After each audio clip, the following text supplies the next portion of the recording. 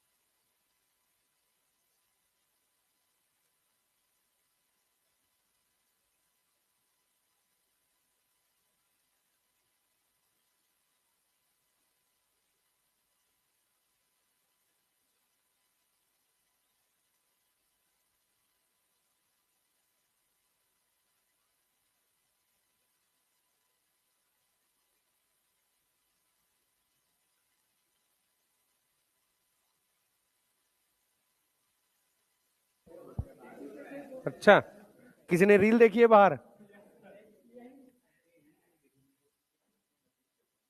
उन्होंने कहा था मैं नहीं आऊंगा मंडे को। अच्छा, चलो कोई नहीं।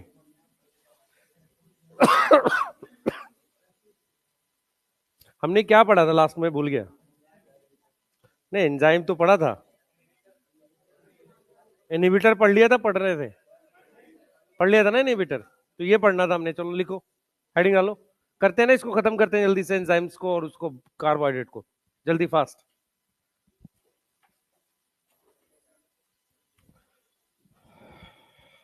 तो तुम लोग इतने दुखी दुखी से सुबह सुबह कैसे आते हो? मतलब मार के भेजा जाता घर से? हाँ,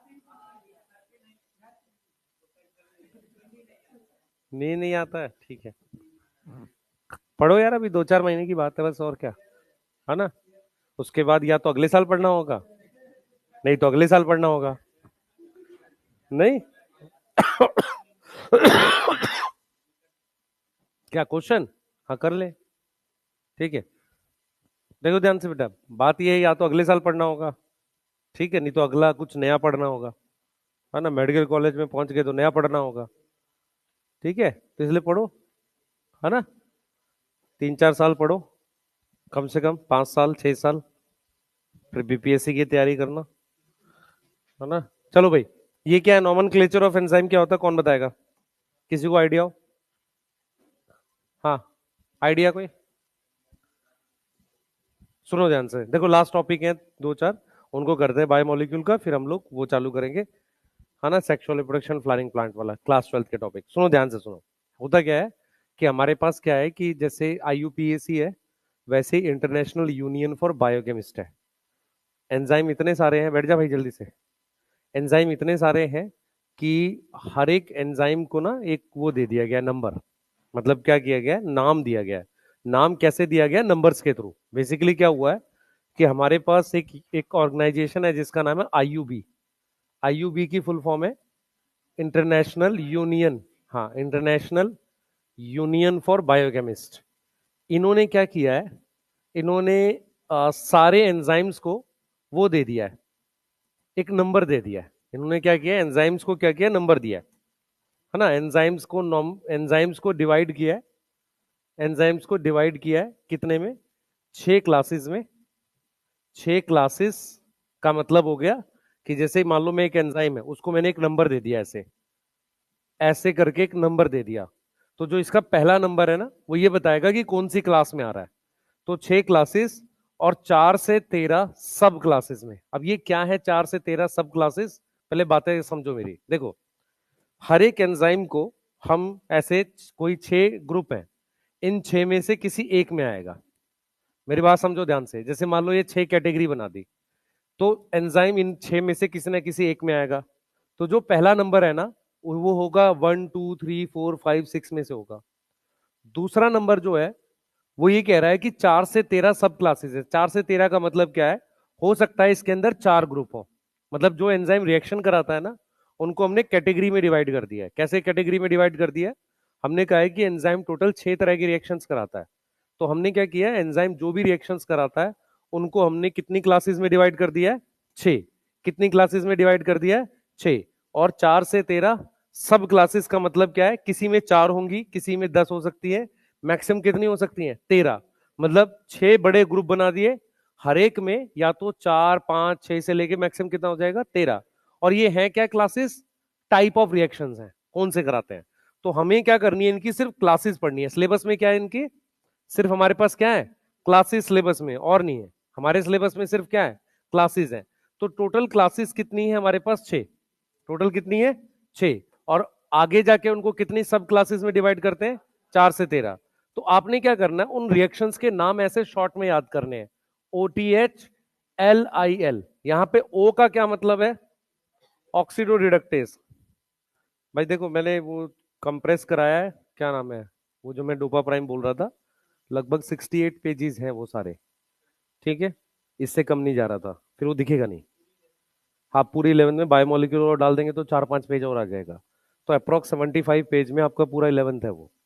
आप जेरोक्स कराओ, अपने पास रखो, उसी को सॉल्व करो एग्जाम तक, ठीक है। कुछ नहीं करना आपने, अपने नोट्स रिवाइज करने और उसी को करना है। 75 पेजेस मेरे ख्याल से 1 रुपये जेरोक्स लेता होगा, है कहीं कहीं पे 2 लेता होगा, कितना, जो भी है जो भी है। मतलब उससे आपको क्या फायदा होगा, आपको उतना ही बनाना है। सॉल्यूशन आपको यूट्यूब पे मिल जाएंगे उसके, आप एग्जाम तक सिर्फ उसी को बार बार बनाओ, ठीक है। और एक बार 1 तारीख से फिर से वो चालू कर देंगे आपके, और नहीं, माइलस्टोन टेस्ट 1 महीने के लिए फिर चालू कर देंगे 11th के, ठीक है। तो आप अपने 1 1.5 महीना जो लेना है उसमें 11th करते रहो धीरे धीरे। क्लियर है, ऐसे दुखी दुखी से तुम्हारे चेहरे शक्लें बताती हैं कि तुम अब पढ़ादो ने पढ़ना छोड़ दिए, उससे कुछ होता नहीं है।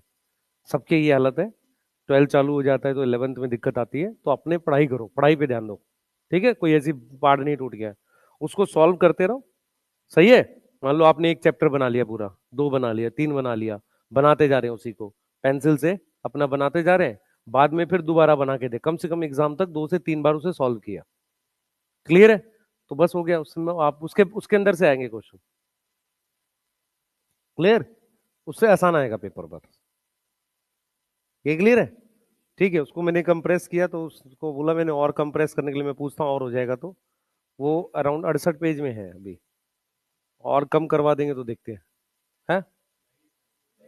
हाँ, और दिखेगा नहीं वो, मतलब छोटा है, एक एक पेज पे 40 क्वेश्चन है, तो 35 40 क्वेश्चन है। अगर उससे और छोटा करेंगे शायद देखने में दिक्कत होगी, है। उतने में आप लोग करिए, ठीक है, फिर देखते हैं उसको क्या कर सकते हैं। तो देखो पहला ग्रुप क्या है हमारे पास, ऑक्सीडो रिडक्टेज है। क्या है पहला, ऑक्सीडो रिडक्टेज। ऑक्सीडो रिडक्टेज का मतलब क्या होता है ये क्या कर रहे हैं, ये ग्रुप ट्रांसफर कर रहे हैं। ग्रुप ट्रांसफर करते हैं कौन सा, हाइड्रोजन, उससे ऑक्सीडेशन रिडक्शन होती है। देखो इधर मेरी बात सुनो, देखो जैसे मान लो आपके पास ये सबस्ट्रेट है, इस पर मेरे पास हाइड्रोजन है, इसको एच डैश लिख देते हैं। तो इसने इस पर क्या कर दिया, हाइड्रोजन ट्रांसफर कर दिया, एच डैश खाली हो गया। तो जैसे अगर आपको ये वाले रिएक्शन याद है, NADP+ से, है ना, या NAD से, याद करो ग्लाइकोलिसिस में होता था, NADH बनता था। और ये कौन से रिएक्शन थे, एक था वो वाला, किसी को याद है, 1,3 बिसफॉस्फोग्लिस या ग्लिसरेट वाला जो था, 3 फॉस्फोग्लिसरेट से, याद है किसी को, ग्लिसल्डिहाइड PgAl से हम लोग 1,3 BPG बनाते थे।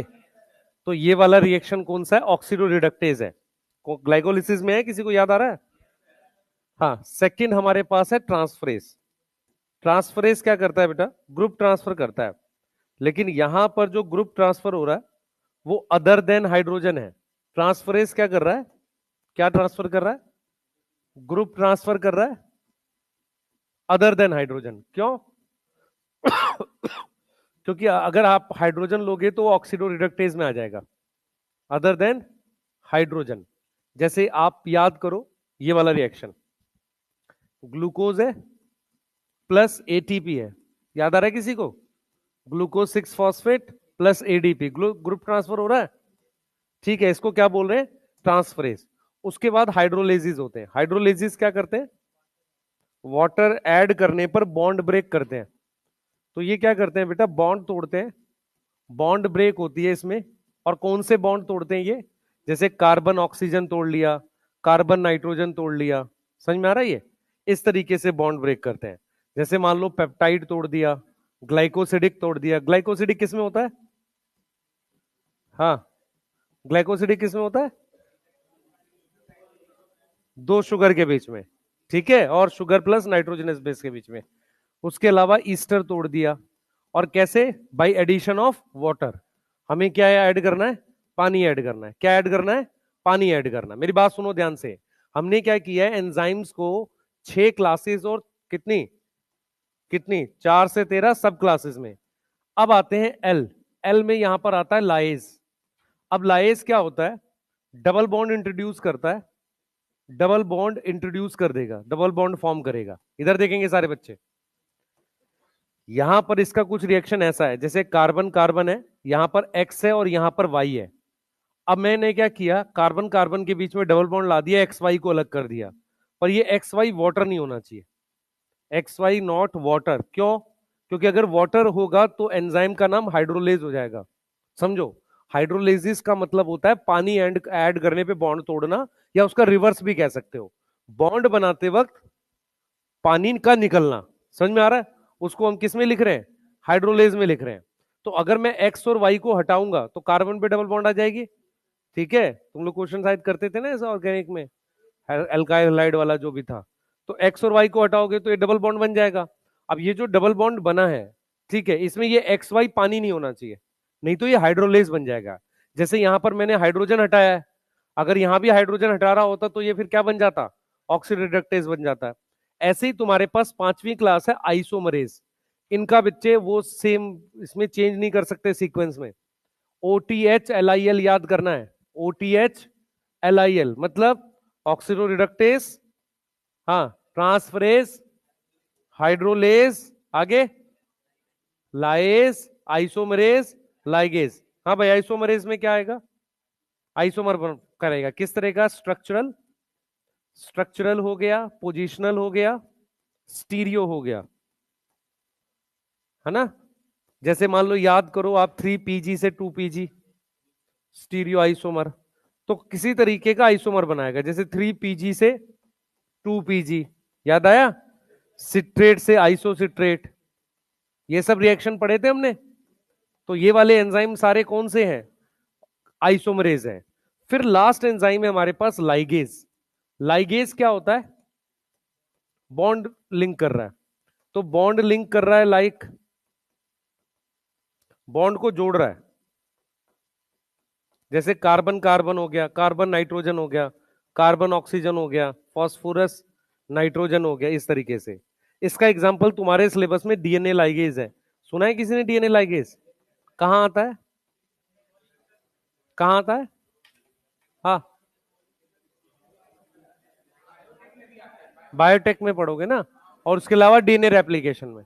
ठीक है, नोट करो, एक बार नोट करो, ये फटाफट से आगे चलेंगे।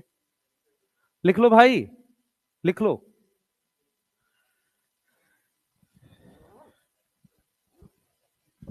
जल्दी करो।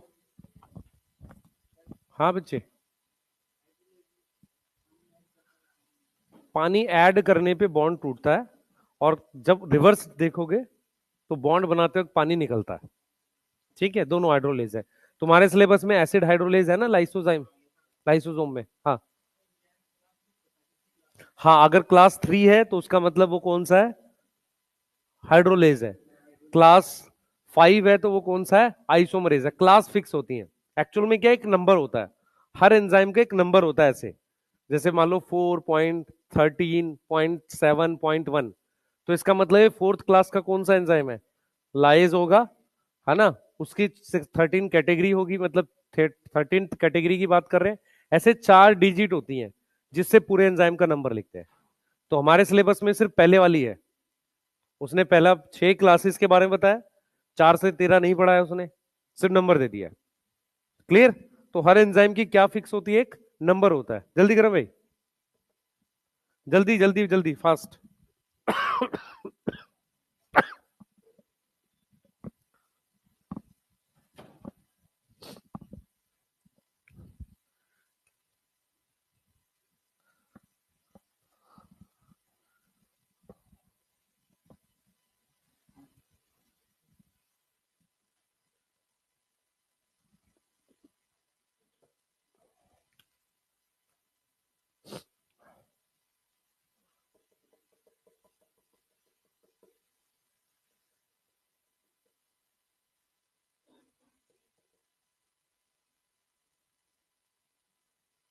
आज मंडे, थर्सडे, फ्राइडे, ठीक है। थर्सडे फ्राइडे में से एक किसी दिन आप में से कोई 2-4 बच्चे बैठेंगे, 3-4 बजे के बाद से लेके 2-3 घंटा उसको सॉल्व करेंगे मेरे सामने बैठ के। वो डोपा प्राइम वाला जो दूंगा, गलतियां भी तो तुमसे ही निकलवाऊंगा, है ना। ठीक है, वो आप लोग जीरोक्स करा लेना, मैं आज दे दूंगा आपको बायोमोलिक्यूल और ऐड करके। ठीक है, 11-12 चैप्टर का वो 75 पेजेस में आ जाएगा। तो किसी एक दिन आप लोग बैठ जाएंगे तो मैं बैठ जाऊंगा साथ में, आप लोग सॉल्व करो बैठ के। ठीक है, तुझे बिठाऊंगा भाई मैं, तुझे बिठाऊंगा मैं शाम में। क्या करेगा, क्वेश्चन सॉल्व कर, क्या हो गया, कहाँ जाएगा। हाँ, तो ये भी टेस्ट की प्रिपरेशन ही है ना। हाँ, मैं कौन सा तेरे से स्कूल के अटेंडेंस के रजिस्टर भरवा रहा हूँ, है। कोई क्लरिकल काम थोड़ी है, इससे तो इम्प्रूवमेंट ही होगी। हाँ, धर्मा प्रदेश नगर में ना जाओ भाई। हम्म, उससे पानी डाल रहे हैं, बह के नाली वाली में निकल जाओगे तुम। नहीं, हाँ पता चला गंगा में निकले सीधे बहते हुए।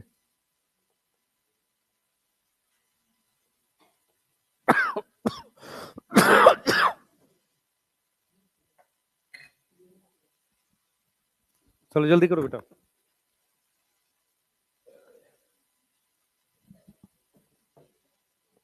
चले आगे। एक बार लिख लो आप लोग, आगे चलते हैं और एक बार इसका वो को फैक्टर वाला टॉपिक करके कार्बोहाइड्रेट पढ़ रहे हैं, जल्दी से, जल्दी जल्दी फास्ट।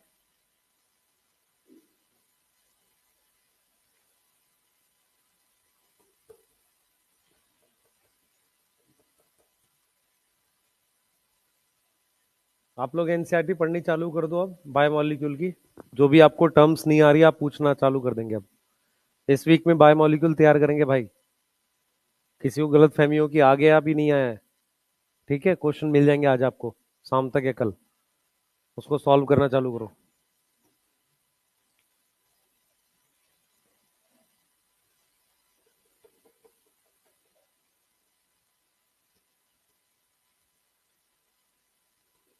चले आगे,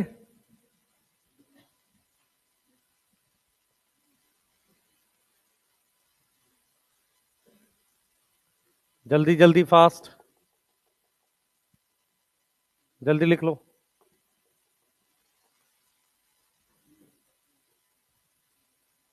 जल्दी फास्ट।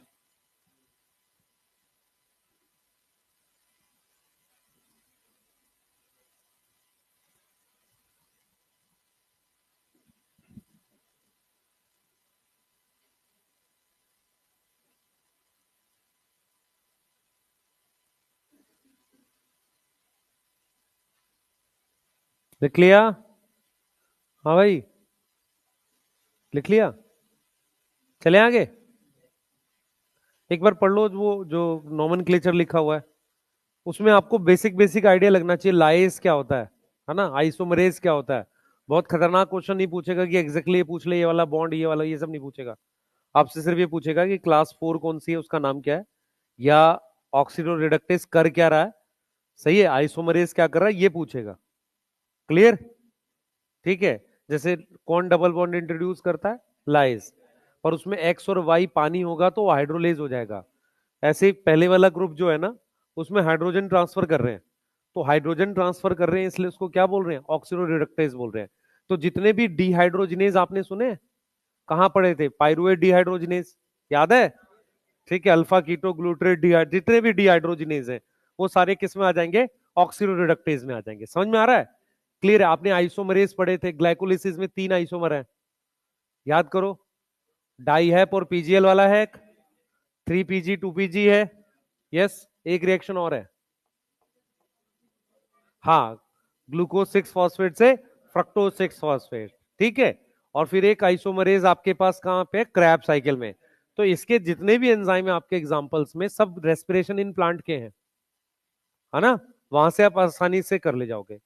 ठीक है, आपको फोटोसिंथेसिस में याद है कोई oxidoreductase? FNR, ferredoxin NADP reductase. तो एक तरीके से क्या कर रहा है? एनएडीपीएच बना रहा है, तो वो किस में आ जाएगा? ऑक्सीडो रिडक्टेज में आ जाएगा। यहां तक कोई डाउट है? समझ में आ रहा है? एफएनआर किसके साथ होता है? PS1 PS2? PS1 पाप लगेगा तेरे को, PS1 के साथ होता है। ग्रेनल स्ट्रोमल थाइलाकॉइड पे, ग्रेनल वाले पे, स्ट्रोमल पे कैसे होगा? यस नहीं होगा, नहीं होगा ना। आओ इस पे बात करते हैं, कोफैक्टर पे, जल्दी आ जाओ। कोफैक्टर क्या होता है भाई? सुन लो ध्यान से, मेरी बात सुनेंगे, कुछ पॉइंट सुनेंगे। सबसे पहले क्या है? एंजाइम्स जो है, एंजाइम्स बहुत सारे किसके बने होते हैं? मेड अप ऑफ वन और मोर पॉलीपेप्टाइड चेन। यहां तक समझ में आ रही है? ये वाली बात समझ में आ रही है? पॉलीपेप्टाइड चेन्स ओनली, सिर्फ इसके बने होते हैं। कुछ एंजाइम ऐसे होते हैं जिसमें नॉन प्रोटीन पार्ट भी होता है, कुछ एंजाइम्स ऐसे होते हैं हैव नॉन प्रोटीन पार्ट। उनमें क्या प्रेजेंट होता है? नॉन प्रोटीन पार्ट प्रेजेंट होता है। ठीक है, उस नॉन प्रोटीन पार्ट को क्या बोलते हैं? कोफैक्टर बोलते हैं। इधर देखेंगे सारे बच्चे, इधर देखो।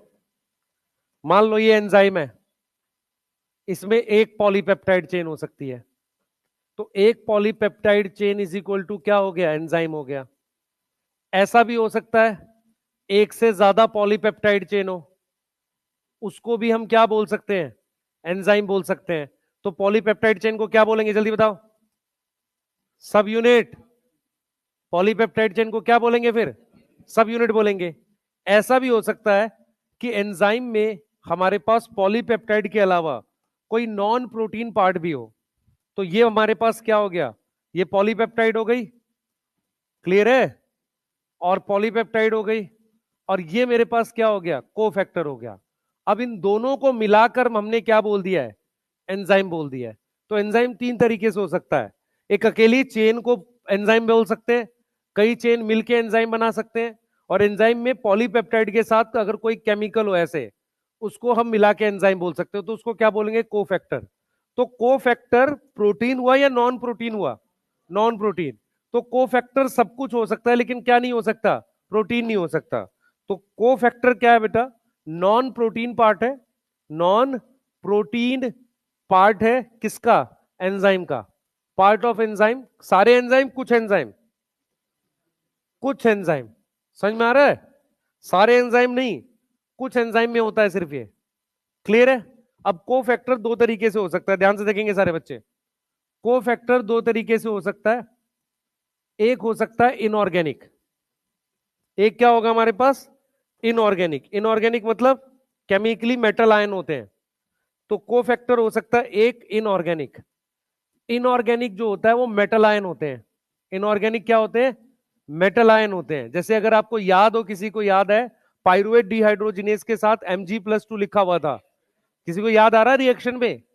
पायरुवेट डिहाइड्रोजिनेज के साथ Mg+2 लिखा रहता। देखो बेटा, आप ऐसे ऐसे करके देख रहे हो, उससे मुझे समझ में आ रहा है कि कुछ याद नहीं आ रहा है। कोई दिक्कत नहीं है, ये वाला जो वीक है, ठीक है, आप लोग हो सकता है एक आध पीट पिटा जाए मेरे से, तो थोड़ा सीरियस होके जो जो काम बोलूं उसको कर लेना। इस वीक में बायोमोलिक्यूल सबको याद करना है, ठीक है? आपको असाइनमेंट आज मैक्सिमम या कल उसकी प्रूफ रीडिंग करनी है थोड़ी सी, मुझे वो करके मैं दे दूंगा आपको। तो वो आपको इस वीक में करना है। 5-6 क्वेश्चन आज तक जाएंगे उसके, तो वो आपको आना चाहिए। ठीक है, मैं आपको अभी बता देता हूँ। 5-6 क्वेश्चन बायोमोलिक्यूल के हैं, 4 question sexual reproduction flowering plant से आएंगे, जेनेटिक्स दोनों मिला के 13 क्वेश्चन है। आपका भी मेन सिलेबस ही बचा हुआ है।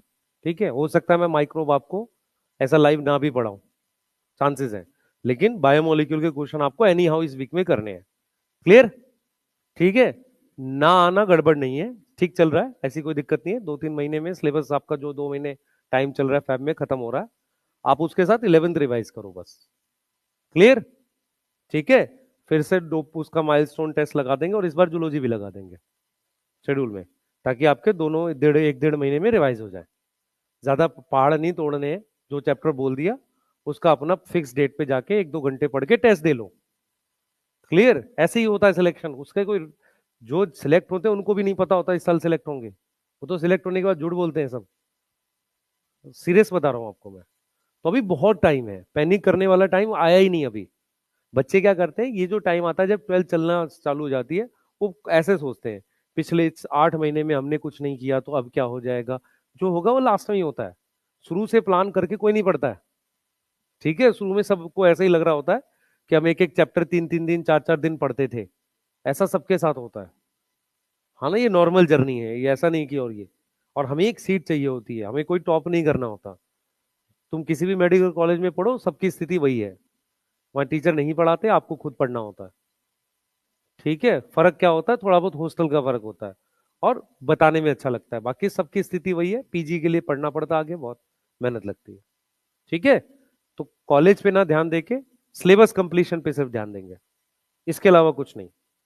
क्लियर? सब्जेक्ट वाइज जा रहे हैं, बॉटनी में जो भी आपके हैं दिक्कतें 1-1.5 महीना अपना लो, 11th अपना खत्म करो, जूलॉजी का भी खत्म करो, बस चलो, कोई क्या दिक्कत है। ठीक है, टुकड़ों में पढ़ो। सही है। दूसरा, आपके पास मान लो कोई भी सब्जेक्ट है, ऑर्गेनिक है, फिजिकल इनऑर्गेनिक है, पीवाईक्यू प्लीज देख लिया करो, नहीं तो आपको पता ही नहीं चलेगा किससे क्या आता है। ठीक है, जैसे फॉर एग्जांपल बायोमोलिक्यूल से अच्छा क्वेश्चन सिर्फ एंजाइम से आएगा, अच्छा मतलब मुश्किल, और कहीं से नहीं आएगा। ठीक है, मुश्किल क्वेश्चन सिर्फ वहां से आएगा, और उसमें भी वो सब आएगा, एंजाइम सबस्ट्रेट कॉम्प्लेक्स रिवर्सिबल है, इरिवर्सिबल है, इनहिबिटर का क्या हुआ, यही सब आएगा मुश्किल में भी। क्लियर है? तो आप पीवाईक्यूज एक बार देखने की कोशिश किया करो, सेम ऑर्गेनिक में सेम इनऑर्गेनिक में, उससे आपको आइडिया लग जाएगा कि किस चैप्टर से हमें ज्यादा मेहनत की आवश्यकता है।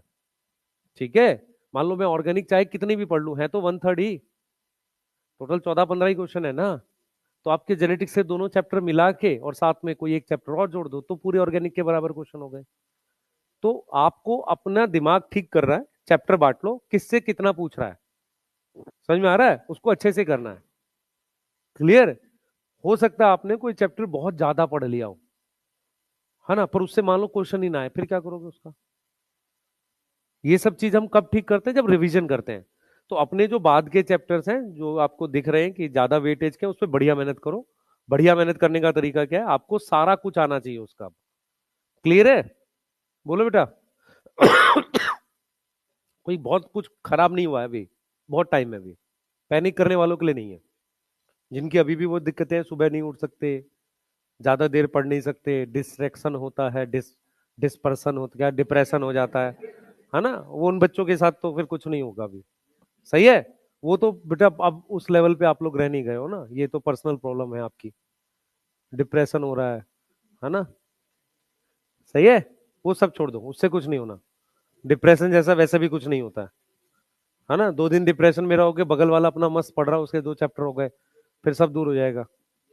सही है, तो अपना टेंशन नहीं लेना, मेहनत करो, चीजें बनेंगी। देखो इस पूरे में से क्या आएगा, सुनो ध्यान से। आप एनसीईआरटी की स्टार्टिंग की लाइंस पढ़ोगे, मेरी बात सुनो ध्यान से, एनसीईआरटी की स्टार्टिंग की लाइन पढ़ोगे तो आपको ये समझ में आएगा कि एंजाइम जो होते हैं या तो सिर्फ प्रोटीन के बने होते हैं, उसके अलावा एक से ज्यादा क्या प्रेजेंट होती है, सब यूनिट्स होती हैं। उसके अलावा हमारे पास कोफैक्टर होते हैं। कोफैक्टर हमेशा क्या होगा बेटा, नॉन प्रोटीन पार्ट होता है। अब कोफैक्टर में एक होता है मेरे पास इनऑर्गेनिक कोफैक्टर, जो मेटल आयन होगा। अब ये क्या करता है, ये क्या करता है, कोऑर्डिनेट बॉन्ड फॉर्म करता है। कौन सा बॉन्ड फॉर्म करता है, कोऑर्डिनेट बॉन्ड फॉर्म करता है। ठीक है, किसके साथ, विद एक्टिव साइट। तो एक्टिव साइट पे जो साइड चेन होती है ना, एक्टिव साइट पर जो साइड चेन होती है, अब साइड चेन किसको बोलते हैं, आर ग्रुप को। आर ग्रुप के साथ बनाता है और किसके साथ बना लेता है, सबस्ट्रेट के साथ। तो इसका मतलब ये मेटल आयन जो है ना, मेटल आयन जो है ये कोऑर्डिनेट बॉन्ड बनाता है, मतलब हो सकता है दोनों इलेक्ट्रॉन देता हो, ऐसा कुछ है। ठीक है, अब इसके एग्जाम्पल पूछता है आपसे। सबसे पहले एग्जाम्पल तुम्हारे सिलेबस में जो है, मान लो मैं लिखना चालू करता हूं, जिंक है। जिंक जो होता है वो कई एंजाइम का वो है, वो है, क्या नाम है, कोफैक्टर है। तो जैसे मान लो कार्बोनिक एनहाइड्रेस सुना है आपने, कार्बोनिक एनहाइड्रेस कहां होता है, आरबीसी में। उसके अलावा पहले डाइजेशन में पढ़ाते थे carboxy peptidase, carboxy peptidase, yes. Alcohol dehydrogenase, alcohol dehydrogenase, इसके लिए जिंक चाहिए। अब ये वो टॉपिक है जो थोड़ा बहुत मिनरल न्यूट्रिशन से अभी भी बचा हुआ है। उसके बाद एमजी, क्वेश्चन 2022 या शायद 21 का है, पूछा था एल्कली अर्थ मेटल का नाम बताइए जो फोटोसिंथेसिस और रेस्पिरेशन में हेल्प करता है, केमिस्ट्री का क्वेश्चन था। तो एल्कली अर्थ मेटल मेरे पास मैग्नीशियम हो गया। फोटोसिंथेसिस में मेरे को एंजाइम चाहिए रुबिस्को पेप्केस, ये रुबिस्को का एक्टिवेटर है, और किसका है, पेप्केस का, और किसका है, पेप्केस का। रेस्पिरेशन में हेक्सोकाइनेस और पाइरुवेट डिहाइड्रोजिनेस, आ रहा है समझ आपको।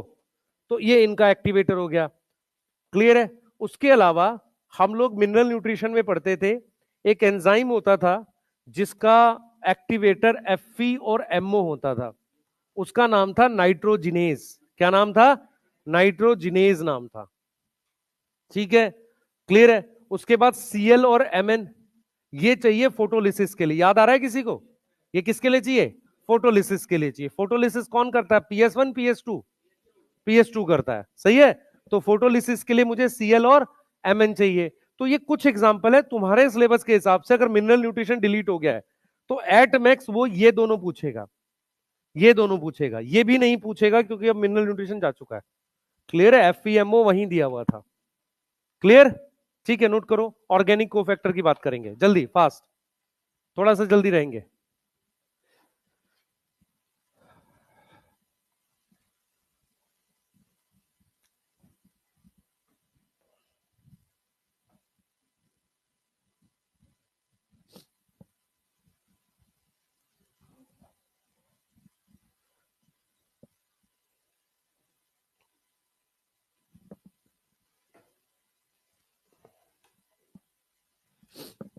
जल्दी बेटा फास्ट, कुछ पूछना चाह रहा कोई।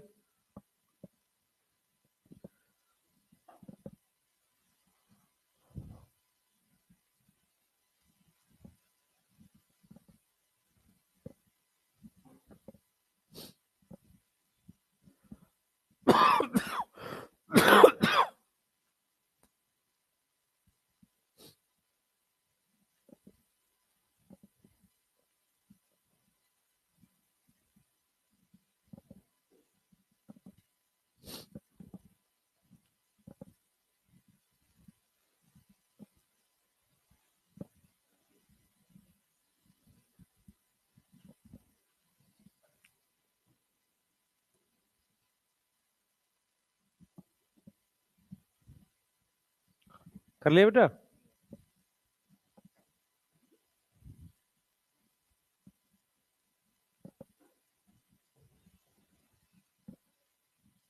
लिख लो जल्दी से। हाँ बेटा,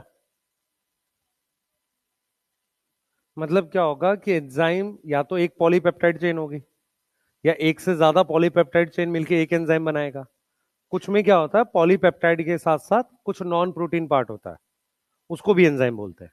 तो एंजाइम कई तरह के होते हैं, एक सिंगल चेन का एंजाइम बना होता है, एक से ज्यादा चेन का एंजाइम बना होता है, और कई बार प्रोटीन के साथ कुछ नॉन प्रोटीन पार्ट मिला के एंजाइम बनता है।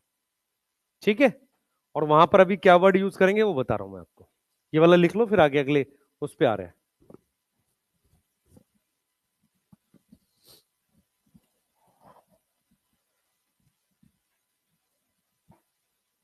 लिख लिया, मेटल आयन याद रखो बच्चे। आप एक चीज ये लिख लो, आपके लिए इंपॉर्टेंट है ये। हम लोग क्या कर सकते हैं, एपो एंजाइम जो होता है नॉन प्रोटीन पार्ट होता है, सॉरी प्रोटीन पार्ट है। एपो एंजाइम प्लस कोफैक्टर दोनों को मिला के होलो एंजाइम कहते हैं। अब होलो एंजाइम का मतलब क्या है, protein plus non protein part है, दोनों को मिला के होलो एंजाइम कहते हैं। कैटालिटिकली एक्टिव कौन है, होलो एंजाइम है। एक्चुअल में क्या है कि ये क्वेश्चन भी नीट में आया था। वो क्या करेगा, ऐसे दिखेगा, apo enzyme plus holo enzyme is equal to cofactor, apo enzyme plus cofactor is equal to holo enzyme. इसमें से पूछा था सही ऑप्शन कौन सा है। ठीक है, क्लियर है, ये आएगा, मतलब नीट में आया हुआ क्वेश्चन है, 2022 या 23 का क्वेश्चन है ये। क्लियर है, तो एपो एंजाइम कौन सा पार्ट हो गया, प्रोटीन, ये वाला क्या हो गया, प्रोटीन हो गया। सही है, क्लियर।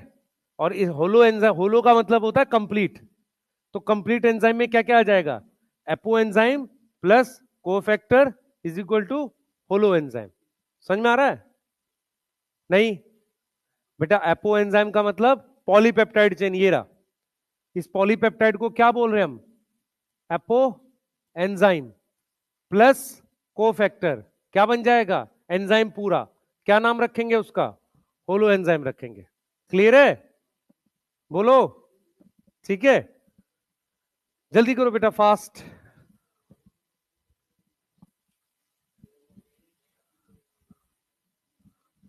कोफैक्टर बेटा ऑर्गेनिक वाला बता रहा हूं अभी मैं, अभी बताया नहीं मैंने, यहां तक लिख लिया सबने। हाँ बच्चे, क्या चीज, कोफैक्टर की टाइप है कोएंजाइम।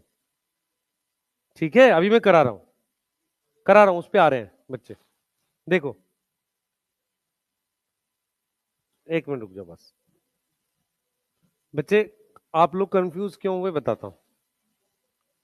देखो, मेरी तरफ देखेंगे, हमारे पास कोफैक्टर, ठीक है,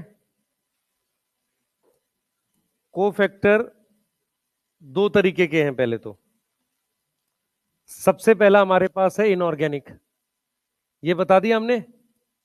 इनऑर्गेनिक में क्या आएगा, मेटल आयन आएगा। मेटल आयन कौन सा बॉन्ड बनाता है, कोऑर्डिनेट बॉन्ड बनाता है। दूसरा ऑप्शन हमारे पास है ऑर्गेनिक, ऑर्गेनिक तो ऑर्गेनिक कोफैक्टर भी होते हैं। ऑर्गेनिक कोफैक्टर दो टाइप के हैं, सुनना ध्यान से, ऑर्गेनिक कोफैक्टर दो टाइप के हैं। कौन कौन से हैं? एक है प्रोस्थेटिक ग्रुप, क्या है बेटा, प्रोस्थेटिक ग्रुप है। इधर देखो सारे बच्चे, इधर देखो, ये हमने बना दिया मान लो एंजाइम। प्रोस्थेटिक ग्रुप जो है उसकी एक्टिव साइट पे परमानेंटली बाइंड रहता है, ये प्रोस्थेटिक ग्रुप है। तो जो प्रोस्थेटिक ग्रुप होगा वो कैसे लिंक होता है, कोवेलेंटली। कैसे लिंक होगा, कोवेलेंटली लिंक्ड होता है, इसको आप रिमूव ही नहीं कर सकते। ठीक है, नॉट लीव एंजाइम, ये कभी एंजाइम को छोड़ता ही नहीं है, एंजाइम को कभी छोड़ता ही नहीं है, ऑर्गेनिक होता है। और कैसा होता है, ऑर्गेनिक होता है, कभी नहीं छोड़ता एंजाइम को। इसका बेस्ट एग्जांपल है हीम। बेस्ट एग्जांपल क्या है, हीम। हीम क्या है, पार्ट है किसका, एक एंजाइम है कैटलेस और एक है परऑक्सीडेस। ठीक है, अब जरा मेरी बात सुनेंगे ध्यान से, आप में से सुन, पहले 2 मिनट सुनो, टॉपिक कहां लिंक होता है ये। आप में से बहुत सारे बच्चों ने पढ़ा था वो चीज, याद हो किसी को, माइक्रो बॉडीज पढ़ा था। ठीक है, माइक्रो बॉडीज क्या होते हैं, छोटे वेसिकल्स होते हैं जिसमें एंजाइम होते हैं। माइक्रो बॉडीज प्लांट में और एनिमल दोनों में मिलती हैं। ठीक है, अब सुनना ध्यान से, क्या होता है, हमारे सेल के अंदर बहुत सारे केमिकल रिएक्शन चल रहे होते हैं। इन बहुत सारे केमिकल रिएक्शन में एक हार्मफुल चीज बनती है जिसे कहते हैं हाइड्रोजन परऑक्साइड। H2O2 हार्मफुल होता है, वो क्या करता है, वो एजिंग करता है, सेल की क्या करता है, एजिंग। एजिंग मतलब सेल की डेथ करा सकता है। तो ऐसे केमिकल को तोड़ने के लिए कुछ एंजाइम की जरूरत होती है और उनको रखा जाता है एक माइक्रो बॉडीज, मतलब एक वेसिकल जैसे स्ट्रक्चर में, उसका नाम परोक्सीजोम है। तो परोक्सीजोम प्लांट में भी मिलता है और एनिमल सेल में भी मिलता है। ठीक है, ऐसी ही एक और माइक्रो बॉडी होती है जिसका नाम ग्लाइऑक्सीजोम्स होता है, पर वो सिर्फ प्लांट में मिलता है। मेरी बात समझ पा रहे हो, तो पेरोक्सीसोम की जो माइक्रो बॉडी है उसमें दो एंजाइम मिलते हैं, एक मिलता है कैटलेस और एक मिलता है पेरोक्सीडेस। अब इनके अंदर हीम होता है। हीम का जो स्ट्रक्चर है, अगर किसी को याद हो, हमने क्लोरोफिल पढ़ा था Mg लिख के, याद है किसी को, 4 नाइट्रोजन लिखी थी, यस, और उस पर ऐसे रिंग बनाई थी, पायरोल बोला था, फिर उसमें CH लिख के बीच में ऐसे जोड़ा था। तो ये जो सर्कल जैसा स्ट्रक्चर होता है ये हीम का ही होता है। मैग्नीशियम की जगह आयरन होता है, समझ में आ रहा है। मैग्नीशियम की जगह क्या होगा, आयरन होगा। ये हीम का स्ट्रक्चर है। तो हीम सिर्फ हेमोग्लोबिन में नहीं होता, हीम जो होता है कई जगह प्रेजेंट होता है। तो हीम कई एंजाइम का पार्ट होता है। तो किसका पार्ट होता है, प्रोस्थेटिक ग्रुप की तरह से होता है। तो प्रोस्थेटिक ग्रुप क्या होगा, ऑर्गेनिक होगा और कोवेलेंटली लिंक्ड होगा, मतलब एंजाइम को छोड़ के नहीं जाता है। तो हम H2O2 को जब मोर हार्मफुल है उसको लेस हार्मफुल में ऐसे कन्वर्ट करते हैं। समझ में आ रहा है? H2O2 को किस में तोड़ दिया हमने, पानी में और ऑक्सीजन में तोड़ दिया। तो ये ज्यादा हार्मफुल से हमने कैसी चीज बना ली, लेस हार्मफुल बना ली। तो heme is a part of catalase and peroxidase which catalyse conversion of, किसकी कन्वर्जन कर रहे हैं, conversion of H2O2 into H2O and O2। ये वाली बात समझ में आई? सही है। दोनों एंजाइम का नाम क्या है, कैटलेज और पेरोक्सिडेज, याद हो जाएगा, क्लियर है। अब देखो उसके अलावा हमारे पास एक और चीज होती है जिसे कोएंजाइम कहते हैं। अब ये जो कोएंजाइम होता है ये ट्रांजिएंटली लिंक्ड होता है। ट्रांजिएंटली लिंक का मतलब क्या होगा बच्चे, ये परमानेंट पार्ट नहीं है एंजाइम का। जैसे मान लो ये एंजाइम है, तो सबस्ट्रेट जब आएगा, मान लो ये सबस्ट्रेट आया, तो सबस्ट्रेट के साथ कोएंजाइम भी आता है। ये कोएंजाइम भी आता है जब सबस्ट्रेट आता है और फिर रिएक्शन करा के चला जाता है। जैसे फॉर एग्जांपल मैं बताता हूं, ट्रांजिएंटली लिंक होता है, कम along with सबस्ट्रेट, किसके साथ आएगा, सबस्ट्रेट के साथ आएगा। यस, किसके साथ आएगा, सबस्ट्रेट के साथ आएगा। एग्जाम्पल के लिए याद करो, NAD+ सुना है, NAD+, और आपने सुना है एक NADP+, ठीक है। अब ये जो NAD होता है इसका नाम होता है nicotine amide, nicotine amide adenine dinucleotide, adenine dinucleotide. Yes, ये सुना है सबने। ये फुल फॉर्म है किसकी, NAD की, ठीक है। अब उसमें अगर NADP है तो फॉस्फेट ऐड हो जाएगा। ये समझ में आ रहा है, क्या ऐड हो जाएगा, फॉस्फेट ऐड हो जाएगा। ये फुल फॉर्म NAD की है। तो ये दोनों, ये बोथ किससे आते हैं, कम फ्रॉम नियासिन। नियासिन क्या है, एक विटामिन है। क्या है, विटामिन है। नियासिन क्या है बेटा, एक विटामिन है। मेरी बात सुनेंगे ध्यान से। विटामिन की डेफिनेशन होती है वाइटल अमीन्स, पुरानी डेफिनेशन है। एक साइंटिस्ट थे, उन्होंने डेफिनेशन दी थी कि विटामिन्स आर वाइटल अमीन्स, मतलब एक ऐसे अमीन्स हैं जो हमारी बॉडी के लिए जरूरी है। सारे विटामिन अमीन्स नहीं होते ऑल्दो। तो उन्होंने एक परिभाषा दी कि विटामिन होता है वाइटल अमीन्स। वाइटल अमीन्स का मतलब क्या है, विटामिन एक ऐसे केमिकल कंपाउंड होते हैं जो बहुत कम मात्रा में चाहिए और बहुत सारे एंजाइम्स की मदद करते हैं। तो कैसे मदद करते हैं, विटामिन खुद नहीं करते, विटामिन एक अलग केमिकल बनाते हैं जिनका नाम कोएंजाइम होता है। मतलब क्या हुआ, मतलब ये हुआ कि हम खाने में विटामिन खाते हैं, वो कन्वर्ट होते हैं किसमें, कोएंजाइम में कन्वर्ट होते हैं। मेरी बात समझ में आ रही है? तो विटामिन कन्वर्ट होते हैं किसमें, कोएंजाइम में। वो हेल्प करते हैं रिएक्शंस में। ये किसमें हेल्प करते हैं, रिएक्शन में हेल्प करते हैं। क्या मेरी बात समझ में आ रही है? तो विटामिन जो है खुद कोएंजाइम नहीं है, विटामिन कोएंजाइम बनाते हैं कोई ग्रुप ग्रुप ऐड करके। क्लियर है? और विटामिन को हम कहते हैं वाइटल अमीन्स। क्या बोलते हैं, वाइटल अमीन्स। तो बहुत सारे विटामिन की डेफिशिएंसी से बीमारी क्यों होती है, क्योंकि वो एंजाइम काम नहीं करेगा। क्लियर है? जैसे B1 से बेरी बेरी हो गई, तो वो डिजीज क्यों हुई, क्योंकि वो एंजाइम काम नहीं करेगा। क्लियर है, बोलो।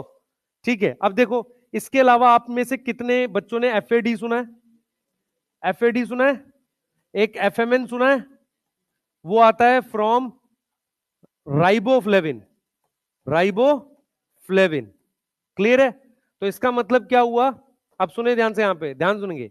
ये ट्रांजिएंटली बाइंड है, ट्रांजिएंटली। और ये वाला कैसे बाइंड है, कोवेलेंटली। ये वाला डेफिनेशन में दोनों ऑर्गेनिक है। अब अगर मैं कोफैक्टर्स को हटा दूं तो कैटेलिटिक एक्टिविटी लॉस्ट हो जाती है।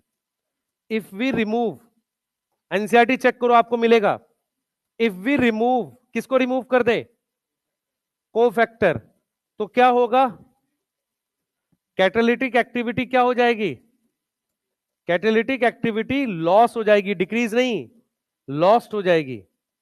मतलब बिना कोफैक्टर के एंजाइम काम ही नहीं करेगा, कम नहीं काम करेगा, काम ही नहीं करेगा। एनसीईआरटी देखो इस टॉपिक की लास्ट लाइन लिखी हुई है, लास्ट की 2-3 लाइनों में चेक करो, मिलेगा आपको, मिला किसी को? बोलो, समझ में आ रहा है? लॉस्ट होना और कम काम करना अलग है। जल्दी बनाओ यार। चुप, झूठ बोल रहा है। नहीं, लॉस्ट होगा। ऐसा कैसे हो सकता है कि मैं भूल जाऊंगा इतनी जल्दी? अभी तो पढ़ाया कल परसों।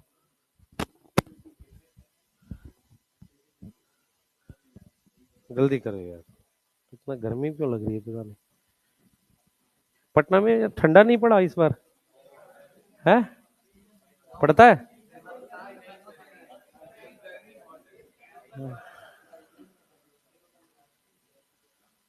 सब पापी यहीं रह रहे हैं नहीं? हाँ, सब कई कई साल से ड्रॉप करते हुए पुराने पापी सब यहीं जा नहीं रहा है ना? हाँ।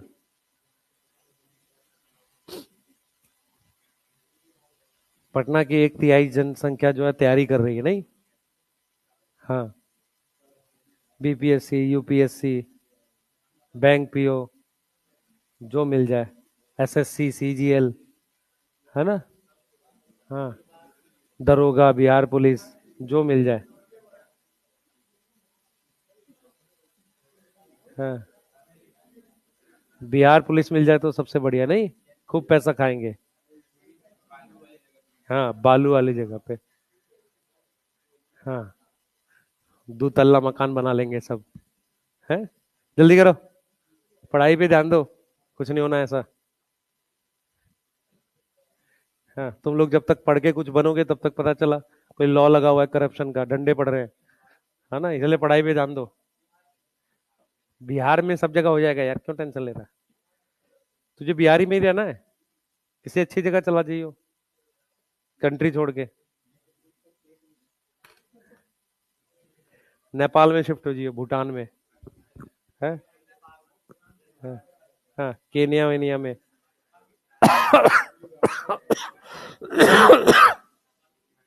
पढ़ाई करो यार, तुम लोग ही गांडा जाओगे, नालायक।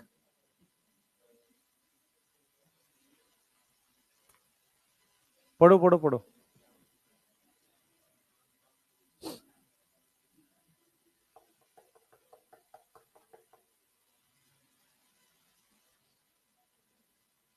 लिख लिया?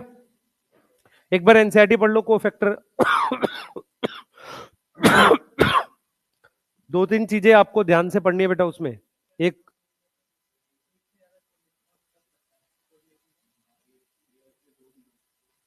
वो तो डिपेंड कर रहा है मेटल आयन के ऊपर। वो कह रहा है कोऑर्डिनेशन बॉन्ड या तो सबस्ट्रेट के साथ बना रहा है या वो आर ग्रुप के साथ बना रहा है। हाँ, क्या चीज बेटा? प्रोटियोलिटिक का मतलब जो प्रोटीन का डाइजेशन करता है। प्रोटियोलिटिक मतलब प्रोटीन का डाइजेशन, जैसे जो पेप्टाइडेज होते हैं ना, जो भी पेप्सिन ट्रिप्सिन जो है, वो प्रोटियोलिटिक एंजाइम है। ठीक है? और पूछो, जल्दी पूछो बेटा, जल्दी जल्दी। हाँ, जिस एंजाइम के साथ कोफैक्टर चाहिए उसमें प्रोडक्ट नहीं बनेगा बिना कोफैक्टर के। सारे एंजाइम को कोफैक्टर चाहिए नहीं होता ना, कुछ एंजाइम होते हैं जो सिर्फ प्रोटीन होते हैं। सही है? तो ये कहना गलत नहीं है कि अगर जिस एंजाइम को कोफैक्टर चाहिए होता है, अगर कोफैक्टर नहीं होगा तो उसकी कैटालिटिक एक्टिविटी लॉस्ट हो जाएगी। याद रखना है बस। ठीक है? कोफैक्टर कई तरह के होते हैं, एक होता है इनऑर्गेनिक। इनऑर्गेनिक क्या होगा? मेटल आयन होगा। ऑर्गेनिक दो तरह के होते हैं, कोएंजाइम और prosthetic group. Prosthetic group permanently link रहता है वहीं पे, हटता नहीं है वो। और लेकिन कोएंजाइम क्या होता है? तो जैसे आप याद करो, कोएंजाइम ए आया था, याद है किसी को? एनएडी आता है, ग्रुप लेके चला जाता है। तो वो तभी आते हैं जब रिएक्शन कराना है, नहीं तो नहीं आते। क्लियर? याद रहेगा? ठीक है? एक्टिविटी के लिए असेंशियल दोनों है, इसमें अलग अलग ऑप्शन है। क्वेश्चन में कुछ गड़बड़ है, दिखा मुझे, दिखा दिखा। अलग अलग क्यों, दोनों चाहिए? कौन सा क्वेश्चन है? 185। An organic substance bound to, आगे का भी तो पढ़ो, लिखा हुआ है। Organic substance bound to an enzyme and essential for its activities. तब तो आगे लिखा हुआ है ना कि कोई केमिकल है जो ऑर्गेनिक है। हाँ, तब कोई एंजाइम मार्क करेगा तो। हाँ है, तू समझ नहीं, तू आंसर गलत करने की तरफ सोच रहा है। मैं कह रहा हूं उसने स्टार्टिंग में लिखा, अगर वो कहता है कि which is essential for enzyme activity, apo enzyme भी चाहिए, को एंजाइम भी चाहिए। अब वो क्लियर लिख रहा है ऑर्गेनिक सब्सटेंस जो चाहिए एंजाइम के, तो वो एंजाइम से अलग बात कर रहा है, मतलब यहां पर वो एपो एंजाइम से अलग बात कर रहा है। ठीक है, नेक्स्ट आ जाओ, चलो आगे करेंगे। हेडिंग डालो, बस हिंदी मीडियम इंग्लिश मीडियम, आता कुछ नहीं तो किसी को, मीडियम की बात कर रहे हो तुम लोग, पढ़ाई पे ध्यान दिया करो। चलो आगे जाओ, चलो फटाफट से कार्बोहाइड्रेट हेडिंग डालो जल्दी से, और रेडी रहो, काफी चीजें ड्रॉ करनी है इसमें। चलो भाई जल्दी, कार्बोहाइड्रेट्स।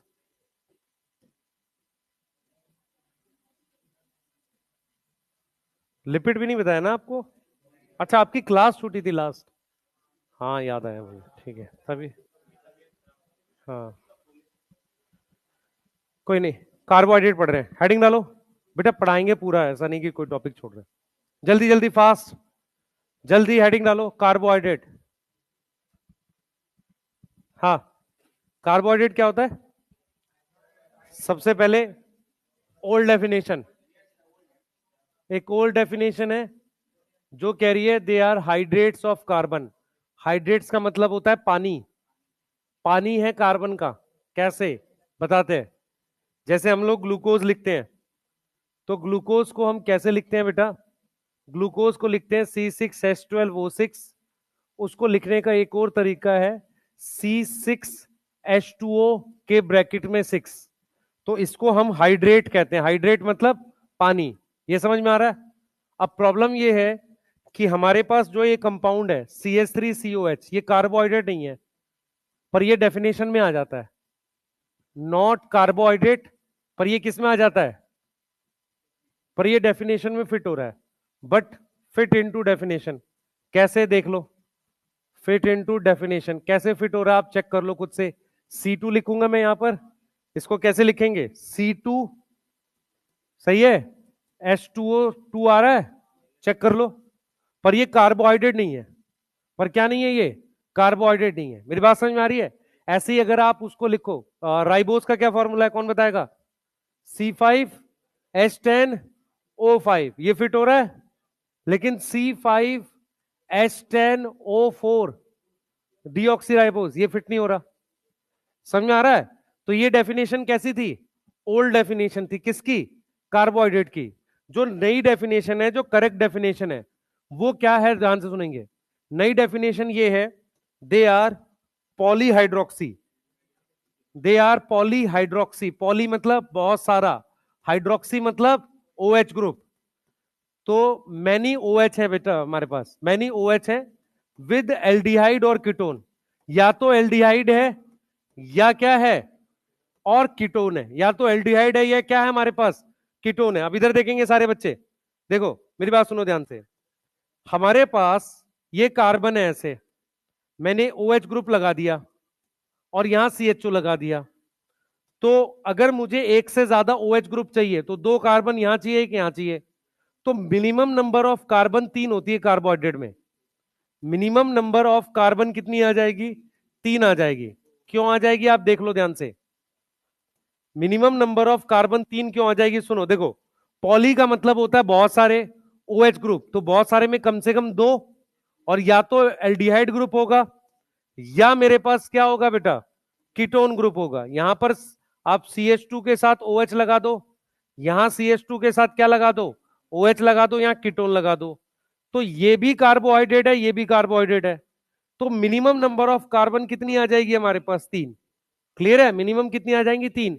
3 से कम वाला कार्बोहाइड्रेट नहीं होता। क्लियर है? दूसरा, कार्बोहाइड्रेट भी ऑप्टिकली एक्टिव होते हैं, किसको छोड़ के? इसको जो नीचे लिखा मैंने, इसका नाम है डाई हाइड्रोक्सी एसीटोन। क्या नाम है इसका? Di hydroxy acetone. इसमें नॉन कायरल कार्बन है। अब देखो इसमें एक भी कार्बन कायरल नहीं है। जैसे ये वाली कार्बन, दो हाइड्रोजन है, इसमें दो है, यहां कीटोन लगा हुआ है। तो डाई हाइड्रोक्सी एसीटोन क्या है बेटा? क्या है? ऑप्टिकली इनएक्टिव है। नहीं तो कार्बोहाइड्रेट जो होते हैं ऑप्टिकली क्या होते हैं? एक्टिव होते हैं। बोर्ड पर लिखी हुई सारी बातें ध्यान से सुनेंगे। कार्बोहाइड्रेट का सिंपल मतलब होता है हाइड्रेट्स ऑफ कार्बन, एक पुरानी डेफिनेशन है। नॉर्मली क्या होता था, हम कार्बोहाइड्रेट पे अगर सल्फ्यूरिक एसिड डालते थे तो पानी निकल जाता था, ब्लैक ब्लैक बनता था, जिसे हम कार्बन कहते थे। तो उसी से हमने क्या किया, ये कार्बन है और ये हाइड्रेट है, हाइड्रेट मतलब पानी है।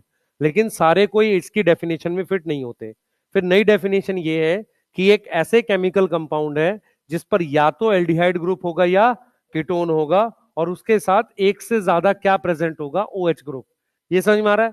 ये कार्बोहाइड्रेट की डेफिनेशन है। कार्बोहाइड्रेट में मिनिमम नंबर ऑफ कार्बन कितनी आएंगी? 3। मिनिमम नंबर ऑफ कार्बन कितनी आएंगी? 3। मैक्सिमम के लिए अभी बात कर रहे हैं। ठीक है? क्लियर है? बनाइए जल्दी से, जल्दी बनाओ। कौन सा अमीनो एसिड ऑप्टिकली इनएक्टिव था? ग्लाइसिन। ठीक है, हाँ क्लियर है, ग्लाइसिन ऑप्टिकली इनएक्टिव था। जल्दी करेंगे।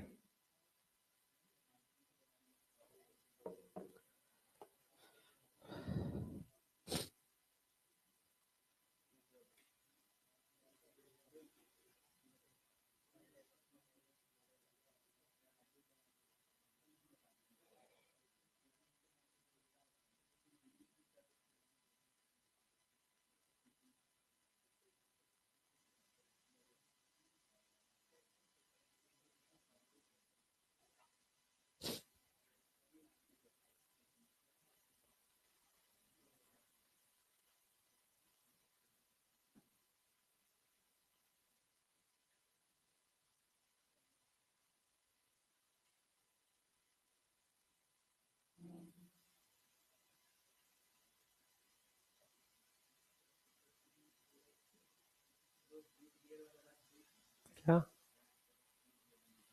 हाँ तो क्यों? हाँ तो क्या हो गया इसमें? कोई अच्छी चीज है? बेटा पैसा होने का मतलब ये थोड़ी कि तुम उल्टे ही काम करो। नहीं। हाँ, पढ़ो।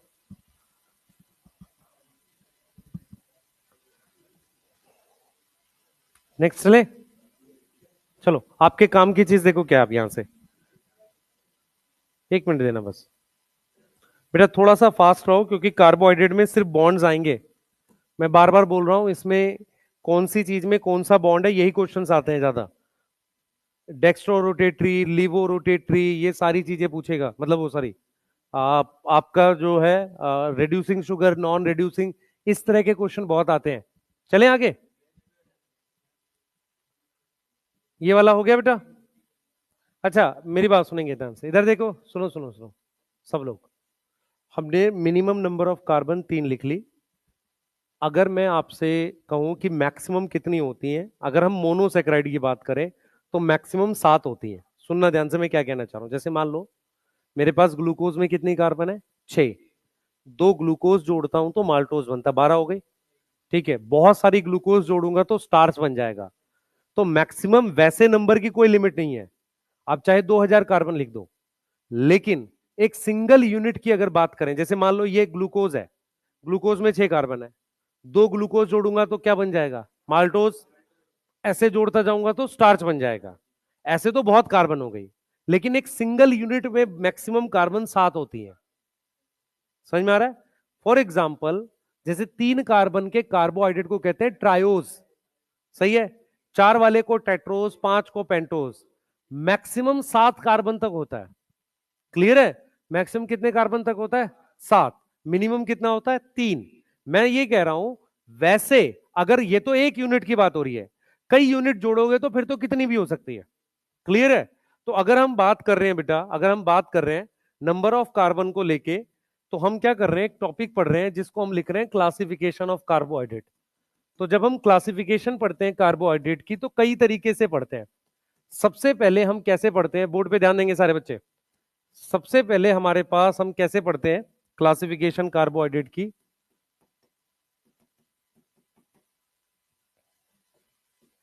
सबसे पहले पढ़ते हैं नंबर ऑफ कार्बन के बेस पे। ठीक है, किस पे पढ़ते हैं? नंबर ऑफ कार्बन के बेस पे। तो हमारे पास एक तो होता है on the basis of type of group. Group कौन सा है? जैसे ओएस तो सब में है, ठीक है, ग्रुप के हिसाब से। तो अगर हमारे पास सी, देखो OH तो प्रेजेंट होता है सब में, प्रेजेंट इन ऑल। OH तो प्रेजेंट होता है सब में। हमारे पास अगर CHO ग्रुप होगा तो उसको कहेंगे एल्डोज। और अगर मेरे पास C डबल बॉन्ड O और ये होगा तो उसको हम क्या बोलेंगे? कीटोज बोलेंगे। क्या बोलेंगे? कीटोज बोलेंगे। एक क्लासिफिकेशन ये होती है कि आप क्या करते हो, कार्बोहाइड्रेट को या तो एल्डोज बोलते हो या क्या बोलते हो? कीटोज बोलते हो। ठीक है, एक तो बेसिस ऑफ ग्रुप पे हो गया। दूसरा हम लिखते हैं classification on the basis of number of carbon पे। क्लासिफिकेशन किस पर? On the basis of number of carbon पे। Number of carbon. अब ध्यान से देखना यहां पे, सबसे पहले मेरे पास 3 कार्बन का है, 3 कार्बन का ट्रायोज आएगा। ठीक है, तुम्हारे सिलेबस में ग्लाइकोलिसिस में ऐसी शुगर थी, एक थी फॉस्फोग्लिसल्डिहाइड, याद है किसी को? तो अगर उसका फॉस्फेट हटा दे तो उसको हम बोलेंगे ग्लिसल्डिहाइड। क्या बोलेंगे? ग्लिसल्डिहाइड। ऐसे मेरे पास एक है di hydroxy acetone. Di hydroxy acetone. मेरी बात ध्यान से देखेंगे सारे बच्चे, इधर देखो बेटा, देखो मेरी मेरी तरफ देखो। आपने जो ग्लाइकोलिसिस में पढ़ा वो 3 कार्बन की शुगर पड़ी, जिसमें एक तरफ CHO था और यहां पर CH2 मान लो OH है, यहां OH है, बाकी हाइड्रोजन लगा दो यहां पे। हुआ ये था, जो आपने शुगर पढ़ी थी इस OH की जगह फॉस्फेट लगी हुई थी, आपने यही पढ़ी थी। मेरी बात समझ में आ रही है? तो उसका नाम क्या था? फॉस्फोग्लिसल्डिहाइड। क्या नाम था? फॉस्फोग्लिसल्डिहाइड। अब देखो ये CHO लगा हुआ है, ये OH लगा, ये OH लगा है, तो इसका नाम क्या है? ग्लिसल्डिहाइड। क्या नाम है इसका? ग्लिसल्डिहाइड। तो ये एल्डोज हो गई, ये कैसी हो गई? एल्डोज हो गई। ठीक है, और ये क्या हो गई? कीटोज। क्या हो गई ये? कीटोज। अब आ जाओ 4 कार्बन। 4 कार्बन वाले को बोलेंगे टेट्रोज। ठीक है, उसके एग्जाम्पल आप चाहो तो इराइथ्रोज नाम से आती है, इराइथ्रोज। ठीक है, इराइथ्रुलोज नहीं करना आपने, आपको आएगा नहीं। 5 कार्बन में आती है पेंटोज। अब पेंटोज में हमारे पास एक आती है राइबोज और एक आती है डीऑक्सीराइबोज। इन दोनों में एल्डिहाइड ग्रुप होता है, तो इनको क्या बोलेंगे? एल्डोज। ऐसे ही एक आती है राइब्यूलोज। राइब्यूलोज क्या है? कीटोज। राइब्यूलोज हमने कहां पढ़ा था? RUBP, याद आ रहा है? तो जो आपके सिलेबस का है कम से कम उसे जरूर याद रखना है। अब आ जाओ 6 कार्बन में। 6 कार्बन वाली क्या है? हेक्सोस। ठीक है, उसमें एक आती है ग्लूकोज, एक आती है गैलेक्टोज और एक आती है मैनोज। यस, ये तीनों एल्डोज हैं। ये तीनों क्या हैं? एल्डोज। फ्रक्टोज जो है कीटोज है। फ्रक्टोज क्या है? कीटोज है। ऐसे ही हमारे पास 7 कार्बन की जो होती है उसे हेप्टोज बोलेंगे। और तुम्हारे सिलेबस में सेडोहेप्टुलोज पहले क्या होता था बेटा? एक डिटेल पढ़ते थे केल्विन साइकिल का, उसमें ये बनती थी। ये कीटोज है। ये क्या है? कीटोज है। अब देखो इसका क्वेश्चन कैसे आएगा तुम्हें। क्वेश्चन आएगा ऐसा, सिर्फ इस वाले से, विच इज नॉट एल्डोज, ऐसे क्वेश्चन आएगा। और ऑप्शन में तुम्हारे पास ग्लूकोज होगा, राइबोज होगा, फिर हाँ तुम्हारे पास होगा फ्रक्टोज, और यहां पर वो फोर्थ में लिख देगा डीऑक्सीराइबोज। समझ में आ रहा है? इस टॉपिक का सिर्फ ये क्वेश्चन बनेगा। समझ में आ रहा है? आपको कीटोज और एल्डोज की पहचान होनी चाहिए। क्लियर है? बोलो। और मैक्सिमम नंबर ऑफ कार्बन कितनी हो सकती है? 7। मैक्सिमम कितनी हो सकती है? 7। यहां तक समझ में आ रहा है? बोलो। क्लियर है? सही है। तो अभी तक जो हमने पढ़ा, कार्बोहाइड्रेट की एक डेफिनेशन आनी चाहिए। एक नीट में क्वेश्चन आया हुआ प्रीवियस ईयर में, the functional group present in carbohydrate. ठीक है, उसमें लिखा हुआ था कार्बोनिल प्लस हाइड्रोक्सी, ये वाला सही है। कार्बोनिल मतलब कीटोन या एल्डिहाइड, समझ में आ रहा है? या कार्बोक्सिलिक एसिड के साथ OH था, OH के साथ हैलाइड लिखा हुआ था, समझ में आ रहा है? तो प्रीवियस ईयर का क्वेश्चन है, उसमें ग्रुप पूछा था फंक्शनल, तो कार्बोहाइड्रेट में कौन सा फंक्शनल ग्रुप होगा? CHO होगा या कीटोन होगा, उसके साथ OH ग्रुप प्रेजेंट होगा। क्लियर है? Minimum number of carbon 3, maximum 7, एक सिंगल यूनिट की बात कर रहे हैं, ठीक है? मैक्सिमम नहीं तो कितनी भी हो सकती है। क्लियर है? बोलो, बताओ भाई, सही है? सुक्रोज 12 कार्बन है, 2 यूनिट है उसमें, 6 कार्बन की कितनी यूनिट है? 2। ठीक है, अभी मैं तेरे को क्वेश्चन कराता हूं, देख, तेरे को समझाता हूं।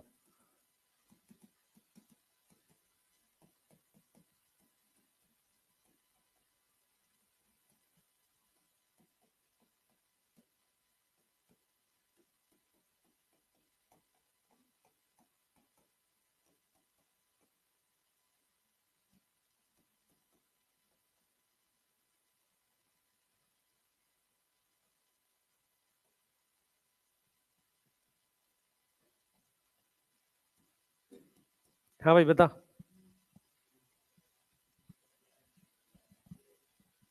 हाँ, इनकरेक्ट बताना।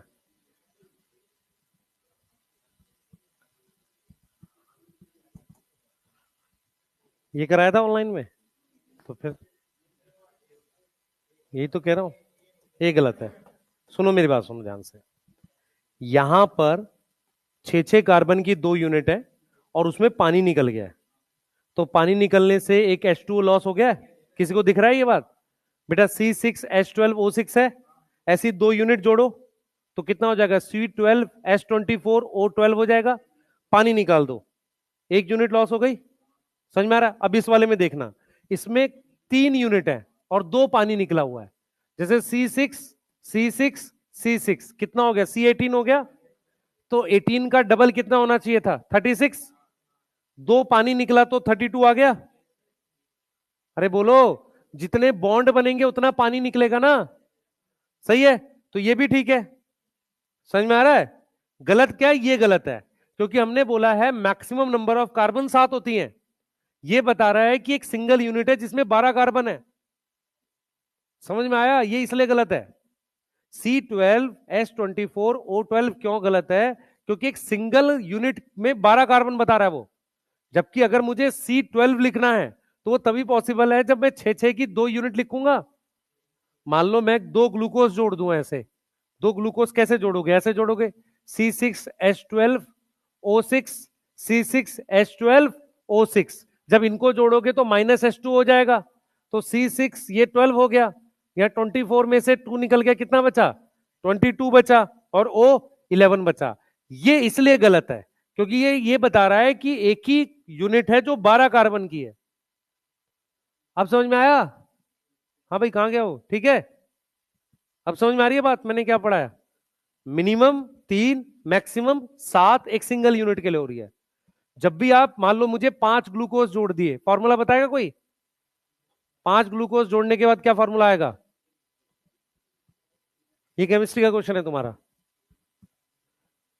5 ग्लूकोज जोड़ने का मतलब 6 पंजे 30 हो गया, ठीक है? 30 को डबल करके कितना आ रहा है? 60। 4 पानी निकाल दो, C30H60 होना चाहिए था, 4 पानी निकला तो कितना आएगा? 52, और O26, ऐसा कुछ आएगा है? भाई अगर तुमने 5 ग्लूकोज जोड़े, ठीक है, कार्बन तो 30 हो गई, सही है? 30 का डबल कितना होगा? 60। कितने बॉन्ड बनाने हैं? 4। 4 बॉन्ड बनाने का मतलब 4 पानी तो 8 हाइड्रोजन, 4 ऑक्सीजन निकाल दी।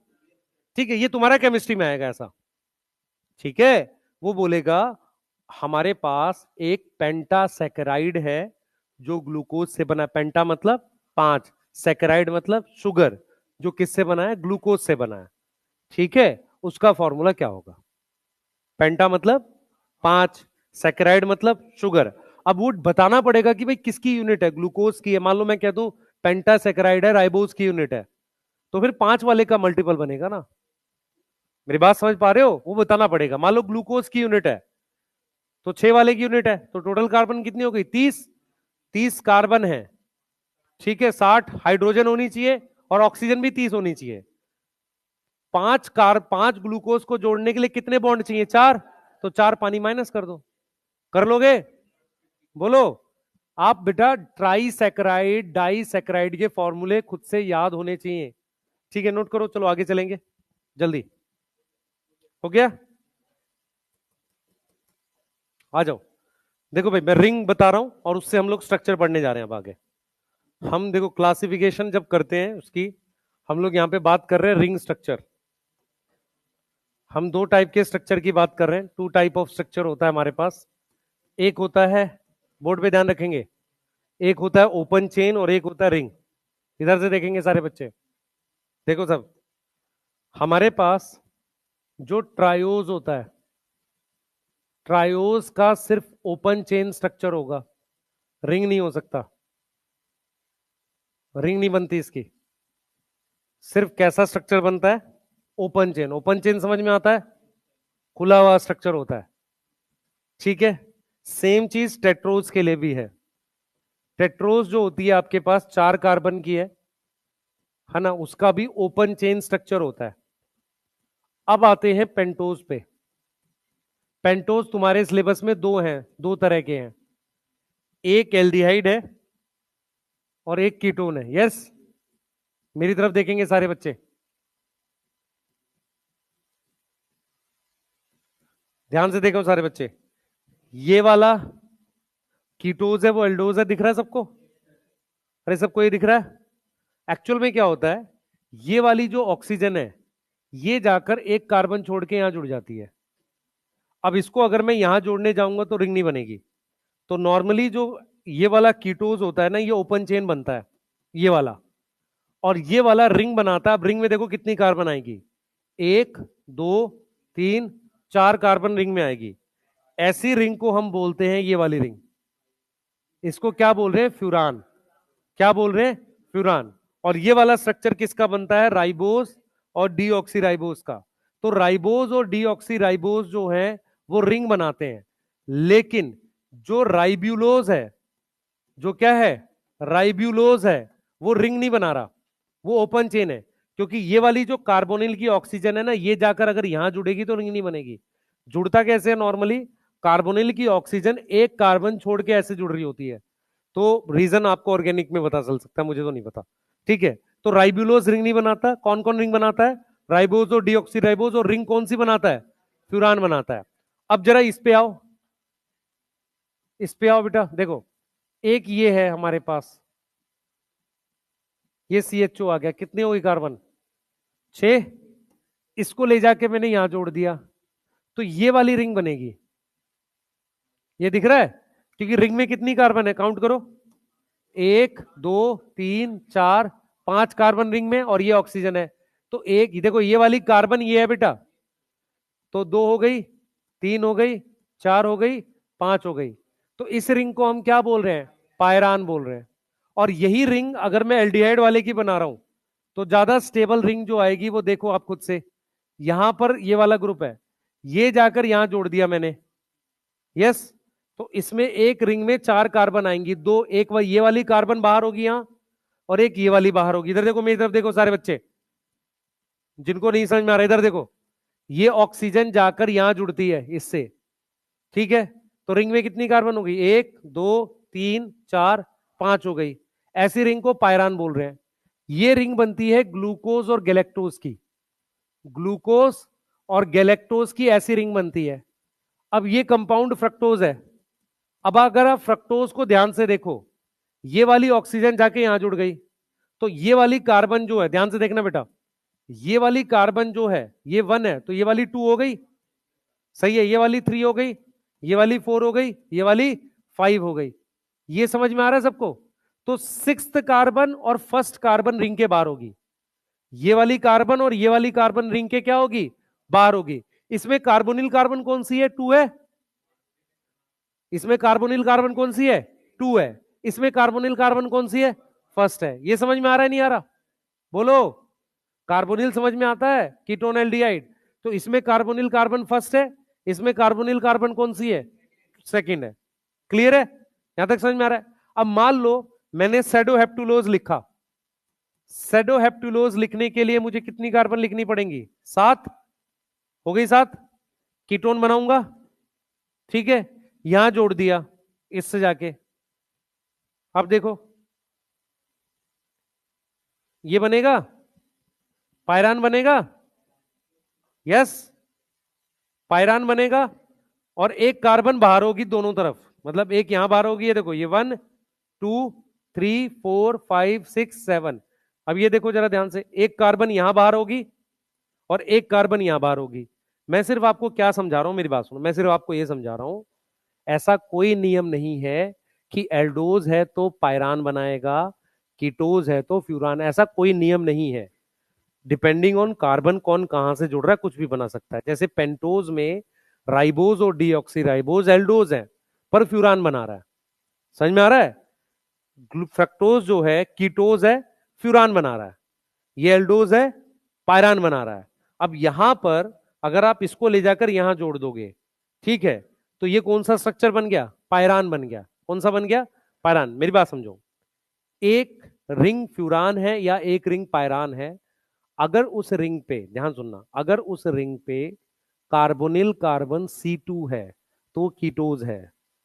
किसी को मेरी बात समझ में आई? मैंने क्या बोला? मैंने बोला कि मान लो आपके पास एक कार्बन की चेन है, ठीक है, वो रिंग चाहे कोई भी बनाए, अगर अगर मेरे पास C2 कार्बोनिल कार्बन है तो वो कीटोज है, और अगर C1 कार्बोनिल कार्बन है तो वो एल्डोज है। यही समझ में आ रहा है हमें?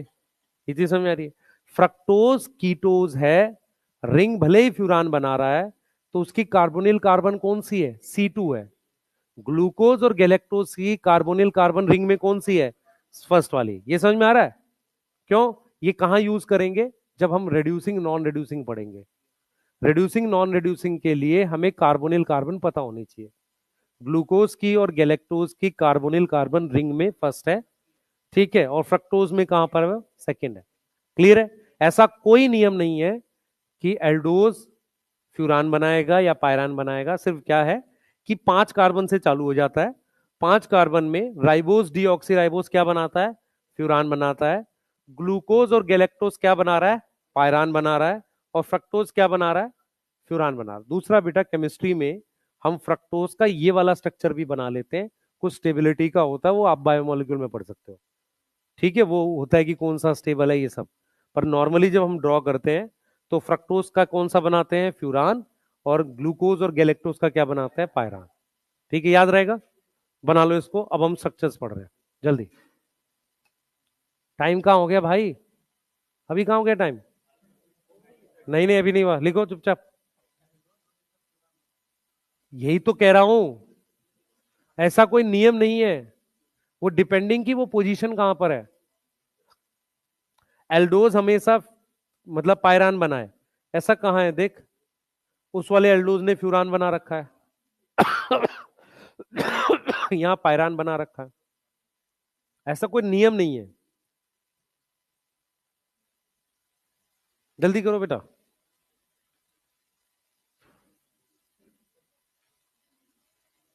अभी क्या चीज बेटा? मोनोसेक्राइड, ये अभी पढ़ा रहा हूं। मोनो डाई पॉली वो सब। Maximum carbon 7। क्या चीज? कार्बोहाइड्रेट में कार्बन फिक्स नहीं होता है बेटा, वो पॉलीसेक्राइड की डायसेक्राइड की बात कर रहा हूं। जैसे मान ले ग्लूकोज में कितनी कार्बन है? 6। 100 ग्लूकोज लगा दिए तो स्टार्च बन गया, तो 600 कार्बन हो गई। मैं सिंगल यूनिट की बात कर रहा हूं, मतलब मोनोसेक्राइड की बात कर रहा हूं। तो मोनोसेक्राइड में मिनिमम 3, मैक्सिमम 7, ये कह रहा हूं मैं। क्लियर है? हाँ, और पूछो।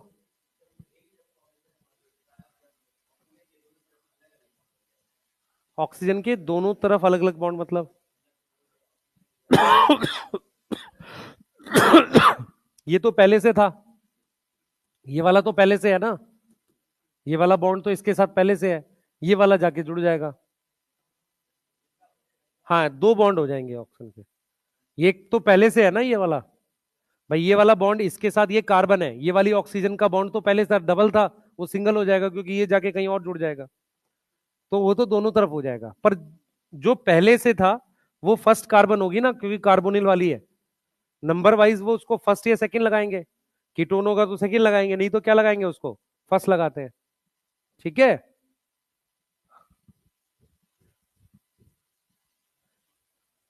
जल्दी करो बेटा।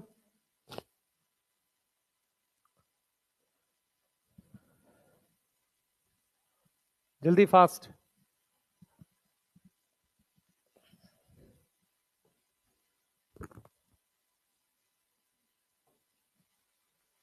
एक तारीख की छुट्टी नहीं, पता है ना ये बात।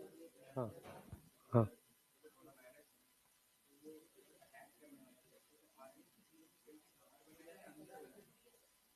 सेल के अंदर बनाएगा, एंजाइम तो है ही नहीं।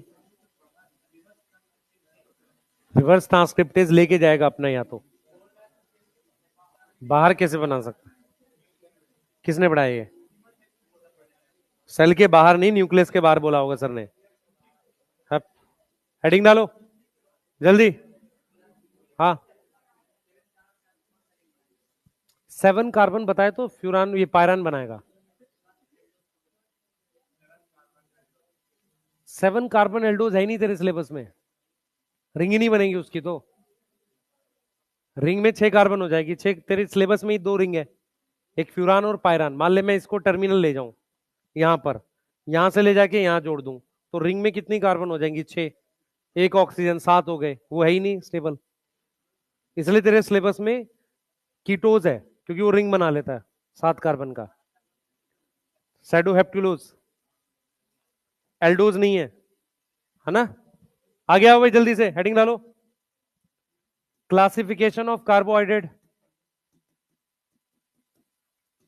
क्लासिफिकेशन ऑफ कार्बोहाइड्रेट, किसमें क्लासिफाई कर रहे हैं इसको, किस आधार पे कर रहे हैं भाई, मोनोसेक्राइड यूनिट पे।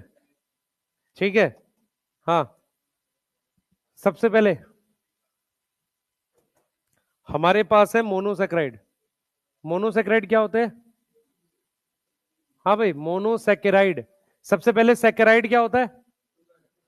Sweet in taste, sugar. Saccharide का मतलब होता है शुगर।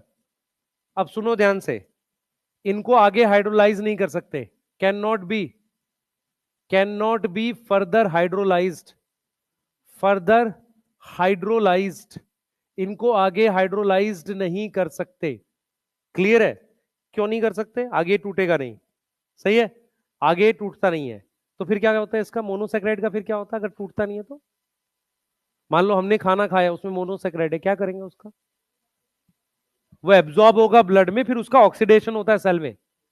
समझ में आ रहा है? मोनोसेक्राइड का डाइजेशन नहीं होता। यहां हाइड्रोलिसिस का क्या मतलब है, डाइजेशन। यहां हाइड्रोलिसिस का क्या मतलब है, डाइजेशन। मेरी बात समझ में आ रही है? तो मोनोसेक्राइड जो है can not be further hydrolysed, ये सिंपलेस्ट फॉर्म होती है। क्या चीज बेटा, कौन बोला, ऐड आ गया, सिंपलेस्ट फॉर्म है। वाह, एनसीईआरटी में भी ऐड आ रही है तुम्हारे। ग्लूकोज हो गया, गैलेक्टोज हो गया, फ्रक्टोज हो गया, ये सब मोनोसेक्राइड है। राइबोज मोनोसेक्राइड है। ठीक है, क्लियर है? सेकेंड, डायसेक्राइड, कितनी यूनिट्स हैं इसमें, 2 यूनिट है। ऑन हाइड्रोलिसिस, ये ऑन हाइड्रोलिसिस मतलब पानी ऐड करने पे, ये 2 मोनोसेक्राइड यूनिट बनाते हैं। क्या बनाएंगे, 2 मोनोसेक्राइड यूनिट बनाएंगे, उसको डायसेक्राइड कहते हैं।